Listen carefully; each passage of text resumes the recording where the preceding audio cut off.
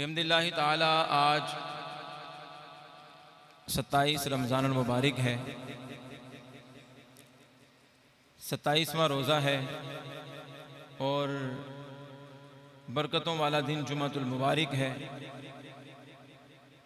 और एक और बढ़ के बाद कि रमज़ानुल मुबारक का आखिरी जुमा है, जुमातुल विदा है। आज मैंने और आपने अपने पाक परवरदिगार की बारगाह में ये अर्ज़ो मारूज़ात पेश करनी है कि या रब्बे ज़ुल जलाल, इतना मेहरबान, इतना सखी महीना आया, गो इसमें जैसे इबादत करना चाहिए थी वैसे तो हम ना कर सके, जैसे इसका अदब व एहतराम करना चाहिए था वैसा तो हमसे ना हो पाया। या रब्बे ज़ुल जलाल, जैसी टूटी फूटी इबादत की, थोड़ी से थोड़ी इबादत की, उसे अपनी पाक बारगाह में शर्फ़ कबूलियत अता फरमा। और हमारे परवरदिगार, आइंदा फिर हमारी किस्मत में ऐसा बरकतों रहमतों भरा महीना करना ताकि हम तेरी रज़ा और तेरी खुशनुदी को पाने के लिए तेरी खूब खूब इबादत कर सकें। इतना करीम और सखी महीना है कि हमने अपना एहतसाब करना है कि ये मुबारक और बरकत वाला महीना ये हमसे राज़ी राज़ी जा रहा है या हमसे नाखुश जा रहा है। ये जो इतना करीम और सखी महीना आया कि जिसमें थोड़ी इबादत करने पे ढेरों ढेर सवाब मिलता, बरकतों रहमतों भरी एक रात में इबादत करके 1000 महीने की इबादत से ज़्यादा सवाब जिस महीने में मिलता है, वो महीना हमसे खुश जा रहा है या नाराज़ होके जा रहा है। मैंने और आपने अपने दामन में, अपने गिरबान में झांक के यही देखना है, यही गौर करना है कि क्या जिस महीने में मोहब्बत और प्यार बढ़ जाना चाहिए था, जिस महीने में दूसरे मुसलमान भाई का पूरा पूरा ख्याल होना चाहिए था, उस महीने में अपने भाई का हमने कोई ख्याल किया है या हमने अपने भाई के रिज़्क़ के आने के दरवाजे बंद करने की कोशिश की है? हमने दूसरों को रोज़ों को अफ्तार करवाया है या दूसरों के मुंह से नवाला छीन के तो हमने उनकी सहर व अफ्तारी में परेशानी का सबब बने हैं? ये मैंने और आपने अपना एहतसाब करना है। माहे मुबारक रमज़ानुल करीम की जलवागरी हुई तो ज़हमतें रहमतों में बदल गईं, बेचैनियाँ चैन में बदल गईं, सुरूर और एक अनोखा मंजर इस महीने में देखने को मिला। हर मुसलमान का निज़ाम औकात बदल चुका था। सहरी के वक्त उठना और उठ के वक़्त को देखते हुए कुछ नवाफिल अदा कर लेने, अपने रब से राज़ो न्याज की बातें कर लेनी, फिर सहरी करनी और सहरी करके सुन्नत मुस्तफ़ा पे अमल करते हुए फरमाया तसहरू फ़इन्न फ़िस्सुहूरी बरकतुन, सहरी किया करो कि बेशक सहरी में बरकत है। इस हदीस पाक पे अमल करते हुए सहरी का एहतमाम करना, अपने छोटे बच्चों को साथ शामिल करना कि बचपन में इनकी आदत बन जाए, इन्हें पता हो कि रोज़ा भी किसी चीज़ का नाम है।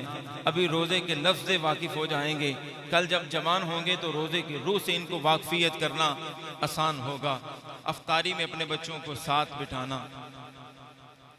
ये वो अल्लाह की इबादत का एक अनोखा अंदाज़ था कि खाना तो हमने वैसे भी खाना ही होता था ना, नाश्ता करना ही था, 2-1.5 घंटा लेट कर लेते या उससे थोड़ी देर पहले उठ के कर लिया।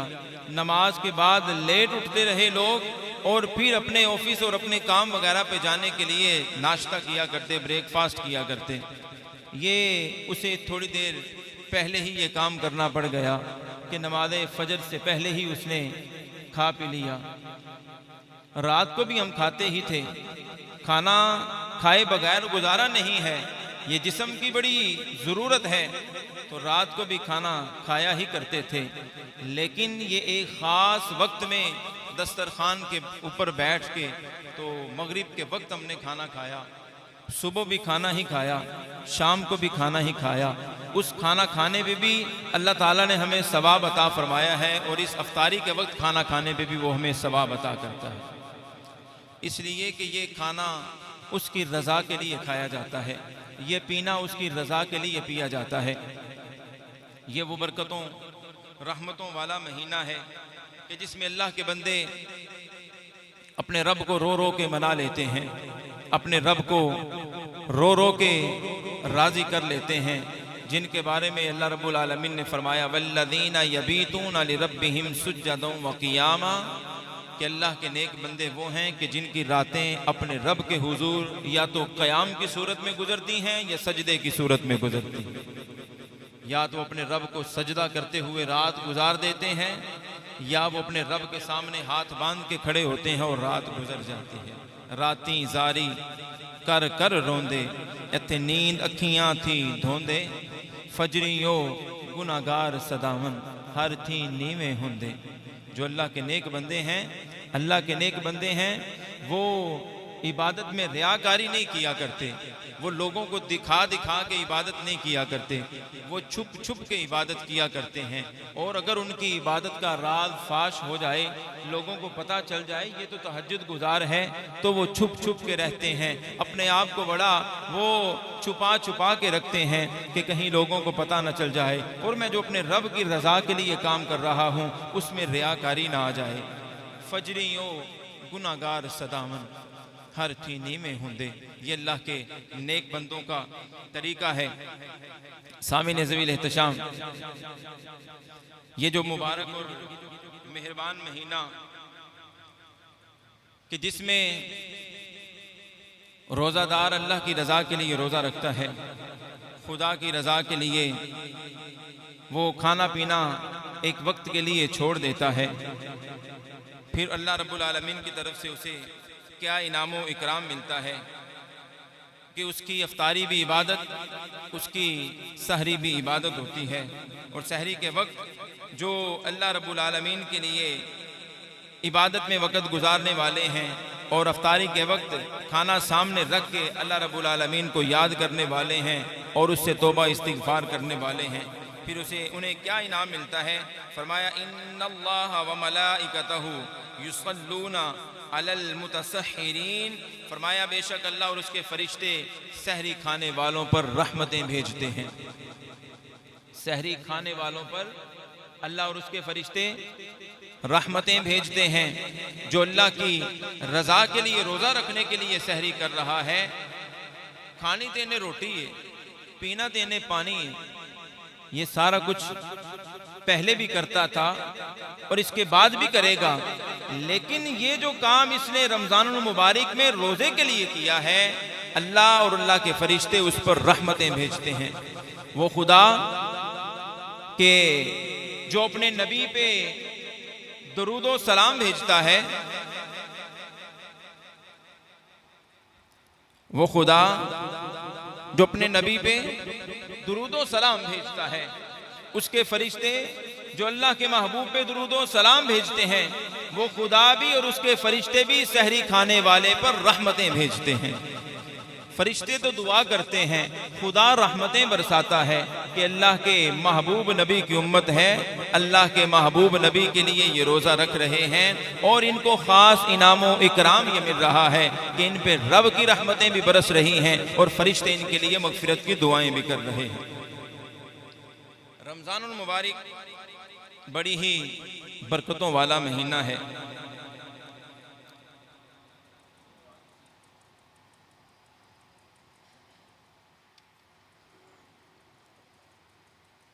जुमतुल विदा है और इस जुमतुल विदा में हमने अपना मुहासबा करना है, देखना है कि इस माह मुकर्रम में हमने क्या खोया, क्या पाया, क्या किया, क्या न किया। क्या करना चाहिए था और क्या करते रहे, और क्या हम करके गलत कर चुके हैं, इस चीज़ का मुहासबा करें। और अगर गलत है तो अपने रब से माफ़ी मांगें। वो मेहरबान है, वो करीम है, वही माफ़ करने वाला है और वही माफ़ फरमाता है। ये रहमत का महीना जिसका अव्वल रहमत है, जिसका पहला अशरा रहमत है, जिसका दरमियानी अशरा मगफिरत है और इसका आखिरी अशरा जहन्नुम से आज़ादी का परवाना है। ये वो मुबारक महीना है कि जिसकी रातें भी बड़ी बाबरकत हैं और जिसके दिन भी बड़े बाबरकत हैं। लेकिन अहले अकीदत, अहले मोहब्बत इसकी जुदाई को समझते हैं कि ये जो बरकतों रहमतों वाला महीना हमसे जुदा हो रहा है, जिसके 2 या 3 दिन बाकी हैं, ये जो हमसे जुदा होने वाला है, इसकी जुदाई क्या है। ख्वाजा साहिब आप अपने दीवान में लिखते हैं, फरमाते हैं कि मैंने एक बुलबुल को देखा कि बुलबुल के मुंह में, उसकी चोंच में एक फूल था और उस फूल को मुंह में लेके तो बुलबुल बाग में ज़ारो कितार रो रहा था। मैंने बुलबुल से पूछा, ए बुलबुल तेरे रोने का सबब क्या है? ए बुलबुल तू क्यों इतना ज़ारो कितार रो रहा है? बुलबुल कहता है कि ख्वाजा साहिब ये बाग और ये बाग की बहारें ये जाने वाली हैं, बहार अलविदा हो रही है, खज़ा आने वाली है। ये मौसम की हरियालियाँ, ये बागों का चहचहाना, ये सारी रंगीनियाँ ये ख़त्म होने को हैं, तो मैं इसलिए ज़ारो कितार रो रहा हूँ। ख्वाजा साहब कहते हैं कि मैंने उसे कहा कि बुलबुल ये तो रोने की बात नहीं, अगला फिर मौसम बहार आएगा, फिर कलियां और फूल खिलेंगे, फिर वही रौनकें होंगी, फिर वही सब्जा हरियाली होगी, सब कुछ दोबारा आ जाएगा। तो रोना बंद कर दो, ये सारा कुछ दोबारा मिल जाएगा। वो बुलबुल कहता है, ए ख्वाजा साहिब बात ये नहीं, इस बात पे मुझे बिल्कुल शक नहीं कि बहार दोबारा आएगी कि नहीं आएगी, बहार आती रहेगी। ये निज़ाम कुदरत है, कायनात का निज़ाम चलाने वाली ज़ात इसे चलाती रहेगी। लेकिन मुझे शक अपने आप पे है कि क्या बहार का मज़ा लूटने के लिए मैं भी जिंदा बचूंगा कि नहीं। मुझे दुख इस बात का है, मुझे ये चीज़ रुला रही है कि ए ख्वाजा साहिब आप फरमाते हैं मैंने जब उससे बातचीत की, मुझे वाक़यातन उसकी बात में असर नजर आया। ख्वाजा साहिब मुकालमा कलम बंद फरमाते हुए लिखते हैं, ज्यों कर ख्वाजा हाफिज साहिब लिखे आ बीच दीवान ने एक बुलबुल मैं रोंदी डीठी फड़िया सो फुलधान ने। मैं पूछया क्यों रोवे बुलबुल की तेरे दिल वे फेर बहार फुलां दी आनी ते भर भर लमी कला वे बुलबुल या क्या ख्वाजा साहिब